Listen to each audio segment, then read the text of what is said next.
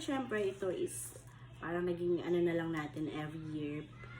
Nakadepende pa rin yan sa kung paano tayo gagawa. And syempre, wala natin kakalimutan si Lord kasi siya lang. For today's video, samahan niyo akong gumawa ng aming prosperity ball. Solo ko ngayon, solo flight. Pero later, baka samahan ako ng aking anak.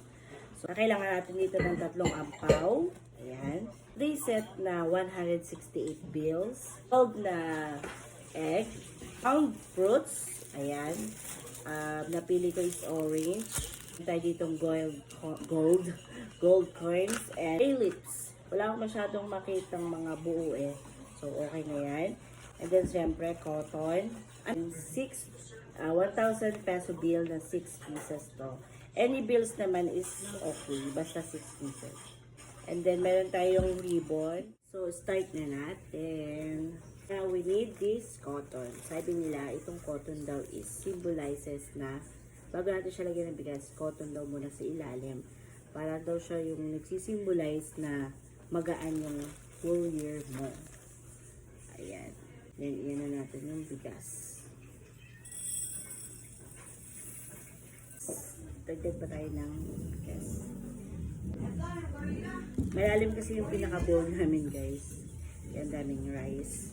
Then, ayan. Inulit ko, guys. Naglagay ako ng mas maraming rice. So, yung rice daw is yung nagsisimbolize siya ng abundance. Clockwise daw ang lagay ng egg. And itong egg na to is nagsisimbolize sa 12 months na happiness and blessings. Then, ang next natin is the 12 gold coins. Ito naman daw is parang symbolizes to ng success, prosperity, and protection daw sa evil. So, lagay natin siya.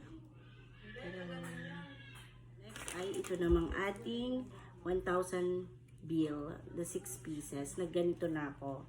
May isa akong ganito. So, ang ginawa ko is papasok. Ayan. Para makikita yung 1,000 bill.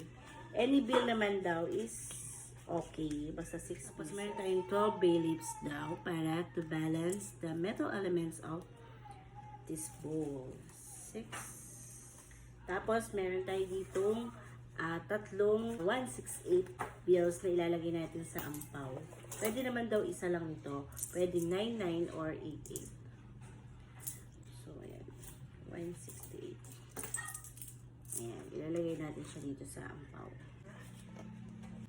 Ayan siya. Other one.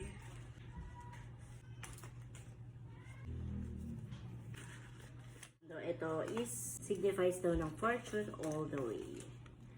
So, lagyan na lang natin siya dito. Ayan. And then, tapos may gold coins tayo na 12 pieces na nagsisignifies daw ng success mo sa ng 12 months one. Ito daw. Ito naman daw is any round foot. So, orange yung ko. Happiness daw to and luck. Patong natin siya here. Ayan siya guys, nung natapos ko. Ayan. Dinagdagan ko siya ng isa pa kasi 7 pala kailangan para sa makumpleto yung 1 week na fortune. Ayan. Ayan lang siya. So, ayan guys, tapos na natin. Pero syempre, ito is parang naging na lang natin every year.